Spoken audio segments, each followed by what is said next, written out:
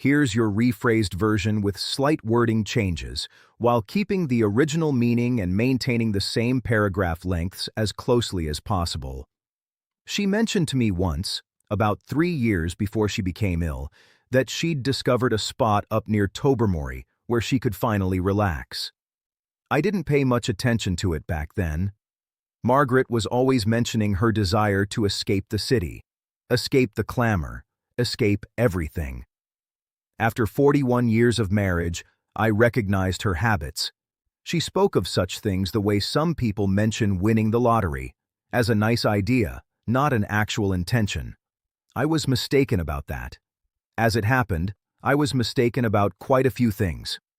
I'm standing in my own kitchen, holding a cup of coffee that has turned cold, listening to my son discuss square footage. He has his phone out and he's displaying something on the screen to his wife, and neither of them is paying attention to me. The funeral took place 4 days ago. 4 or 5. My wife of 41 years. 4 days. The detached garage by itself adds considerable worth. My son Derek is telling his wife Pamela, and the lot is larger than typical for this area. If we put it on the market in spring, we're expecting solid figures. I set the mug down. Derek. He glanced up, not quite looking me in the eyes. Dad, we've discussed this already. The house is too large for a single person. It's a lot of maintenance. I've been taking care of this house for 27 years. You were taking care of it with Mom. He said it as if that resolved the issue, as if Margaret's absence had automatically handed some control over to him. Pamela was already heading into the living room, her heels tapping on the hardwood floors Margaret had refinished herself 12 years earlier. She carried a notepad. She was jotting notes. I didn't say anything more that evening. I allowed them to finish their coffee, walked them to the door, and stood on the porch in the November chill long after their car had vanished around the bend. The maple tree in the front yard had already shed its leaves. The street was silent. Margaret had planted that maple 23 years ago, when it was hardly more than a sapling, and I used to joke with her that we'd never live long enough to see it reach the roofline. It had grown well beyond the roofline now. I went back inside, washed the mugs, and went to bed. Her name was Margaret Ann Kowalski, and she was 63 years old when she passed, and she was the most quietly competent person I have ever known. We met in 1982 at a mutual friend's dinner party in Kitchener, where I was working as a site supervisor for a construction firm, and she was teaching 4th grade at the local public school. She had dark hair and a manner of listening that made you feel like your words truly counted. I asked her to dance, even though no dancing was really taking place. She agreed anyway. We constructed everything together: the house in Oakville, the savings, the life. We had Derek in 1986, and my nephew's son, well, my late brother Frank's boy, Owen, was born in 1989 and grew up spending time in and out of our home after Frank died. Margaret treated Owen as if he were her own. She prepared his lunches when his mother worked nights. She drove him to hockey practice. She attended his university graduation in Guelph, even though she was already exhausted in ways she wasn't fully acknowledging yet. Derek, our own son, had relocated to Calgary in 2014 with Pamela. They returned for holidays and phoned on birthdays, and I know they cared for their mother in the way people care for things from afar. When Margaret received her diagnosis in 2021, they began calling more often. When she worsened faster than any of us anticipated, they began visiting more frequently. After she passed, they remained. That last part is where matters began to unravel. The week following the funeral, Pamela inquired whether I had spoken with a financial advisor recently. I said I hadn't seen any reason to. She nodded slowly. The way you nod at someone who has just said something you find worrisome. That same week, Derek asked me if I had thought about simplifying his word. My arrangements. Simplifying. I was 67 years old, retired from construction management for 4 years, perfectly healthy, living in a paid-off 4-bedroom house in Oakville. I didn't see what there was to simplify. I learned soon enough. Derek sat me down 10 days after Margaret's funeral and explained with diagrams on his phone that the house represented an underutilized asset.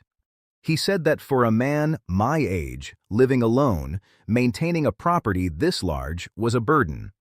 He mentioned there were attractive communities. He mentioned communities for active seniors where I would have everything I required in one location and people my own age to socialize with. He brought up one called Lakeview Pines, which he had apparently already looked into, and he showed me images of the lobby. I looked at the images. I looked at my son. I'm not moving to a retirement community.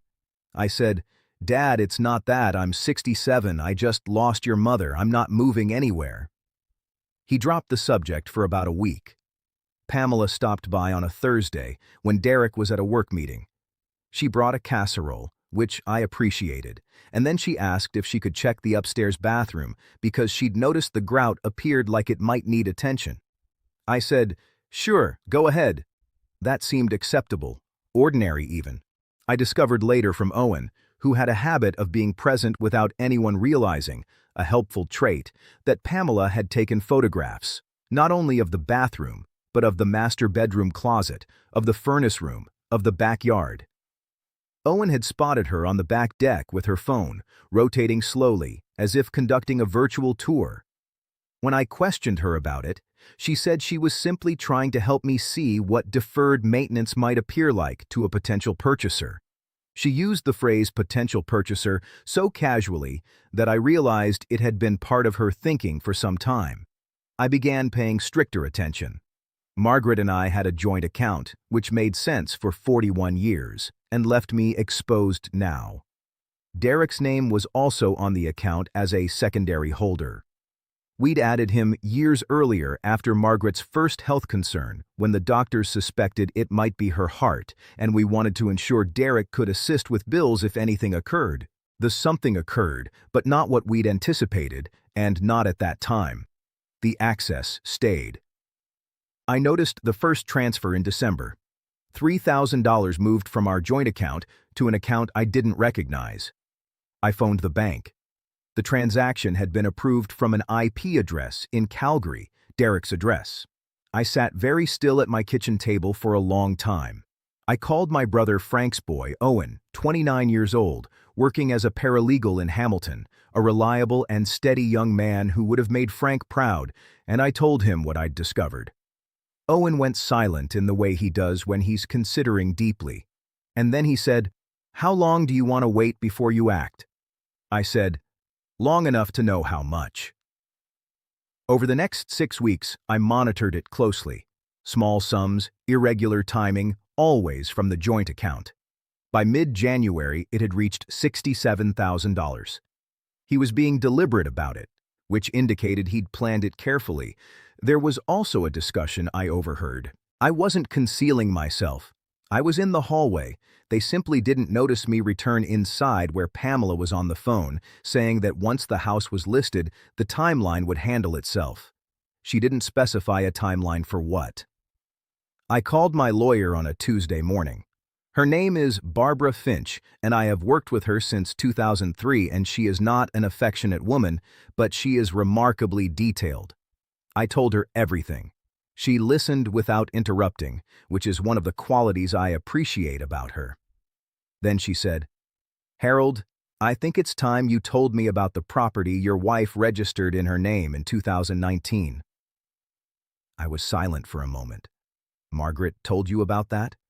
"Margaret updated her estate planning with me in March of last year. Barbara said she was quite specific about what she wanted. I assumed you knew the details. I did, and I didn't. Margaret had mentioned the property to me, the place near Tobermory on the Bruce Peninsula that she had found on her own, using funds from a small inheritance she'd received when her aunt passed in 2018.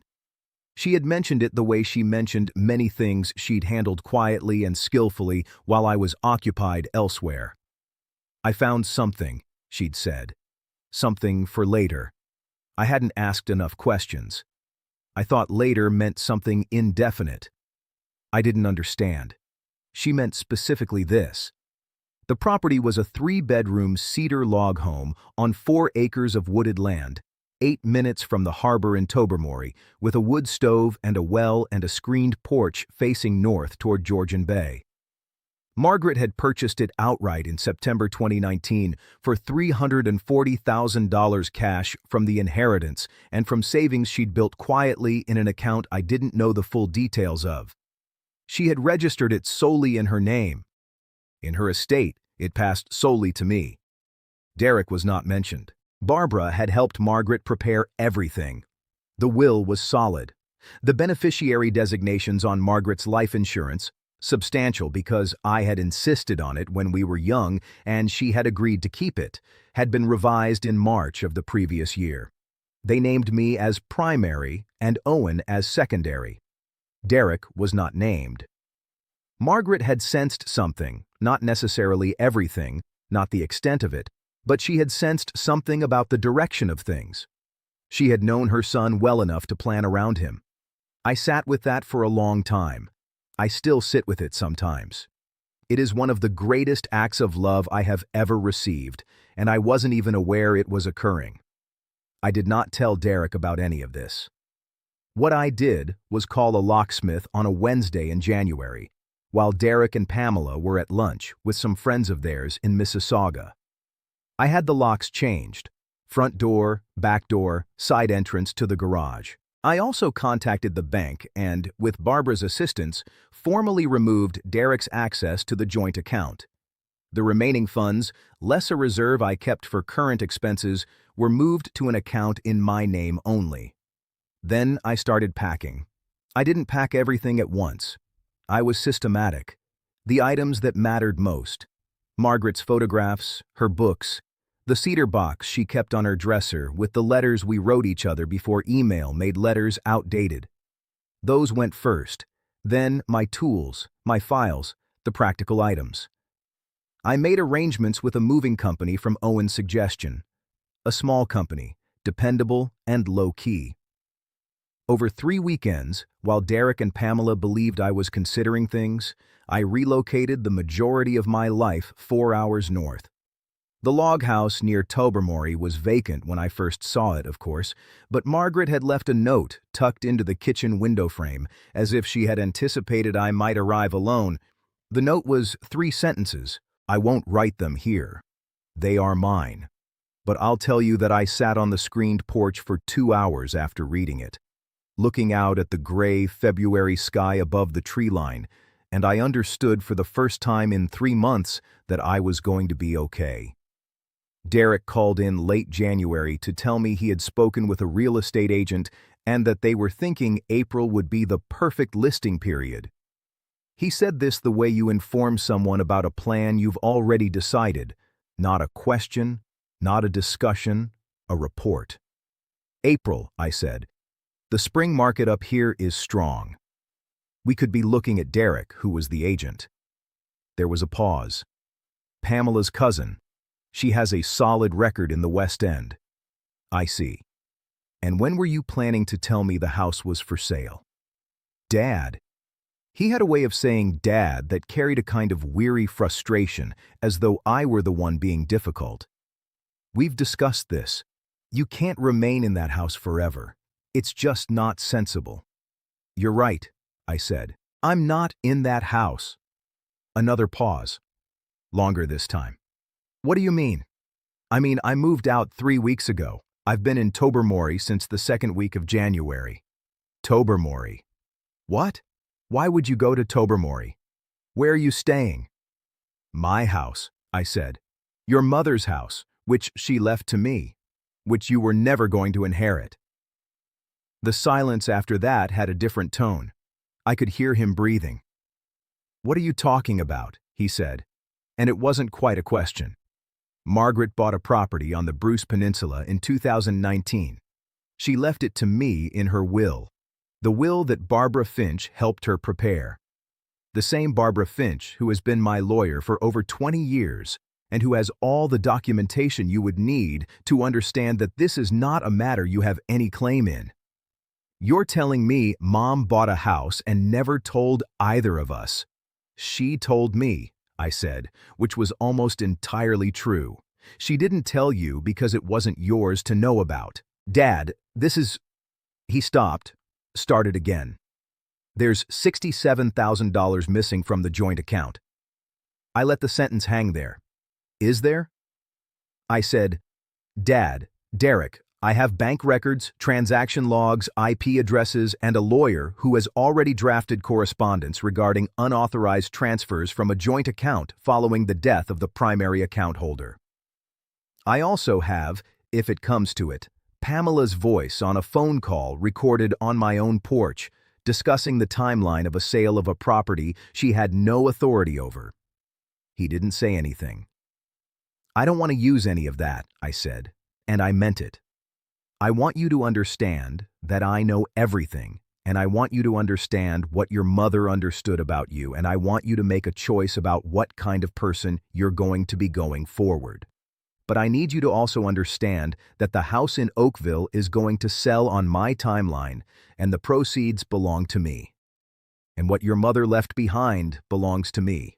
And if I choose to give you anything at all, it will be a gift, not an obligation. The line was quiet long enough that I checked to see if the call had dropped. She knew, he said finally. His voice was different, smaller. Mom knew. Your mother knew you. I said she loved you anyway. That was her business. What happens next is yours. I hung up. I went inside and put the kettle on. Owen came up that weekend. He arrived on a Saturday afternoon in his battered Civic with a bag of groceries and no announcement, which is exactly his style. We walked the property together in the late afternoon light, through the white birches at the back of the lot, down toward the creek that runs along the eastern edge. The snow was still deep up there in February, and our boots broke through the crust with every step. "How are you doing?" he asked. "Better?" I said. "Getting better." He nodded. We walked for a while without talking. Owen had Margaret's quality of being comfortable in silence, which I had always appreciated in her and which I found unexpectedly touching in him. "She picked a good one," he said, looking out at the tree line. "She had good taste." I agreed. We went back and I made dinner, and we sat by the wood stove and talked about Frank, which we hadn't done properly in years, and about Margaret, and about what I was planning to do with the property in the spring. I had a neighbor who ran a small outfitting business, kayak rentals and guided hikes for tourists. And she had mentioned that the extra acreage might be useful to her. There were conversations to be had. There were things to build or rebuild or simply maintain. I had spent my career overseeing construction, and I understood the satisfaction of a thing that holds together over time. Barbara handled the Oakville house sale on my behalf that spring. It sold in April, as Derek had predicted, though not with Pamela's cousin. The numbers were what they were after 41 years. A paid-off home in Oakville is worth something significant. I transferred $50,000 each to Derek and to Owen from the proceeds. Owen called me, surprised. I told him it was what Margaret would have wanted, and I meant it. He was quiet for a moment, and then he said, "Thank you," in a way that told me he was crying, which is the kind of thing Frank would have done too. Derek called after he received the transfer. I'll say this for him. He didn't try to thank me in any way that suggested he thought he deserved it. He said he was sorry. He said it like he meant it. Though I recognize that grief and guilt look similar in the short term, and that what they become over time depends on the person. I told him Tobermory was beautiful in July if he ever wanted to come up. I told him his mother would have liked showing it to him. I left the rest unsaid. Some things a person has to figure out on their own, and there are limits to what a father can do. Pamela, I did not call. I had nothing to say to Pamela. I'm writing this on the screened porch in the middle of August with a coffee that is actually hot for once because I have learned that I need to sit down before I pour it and not after. The Georgian Bay light in the morning has a quality I have not found anywhere else. Something to do with the angle and the water and the birches catching it at the edge of the property. Margaret would have wanted to paint it if she'd had more time.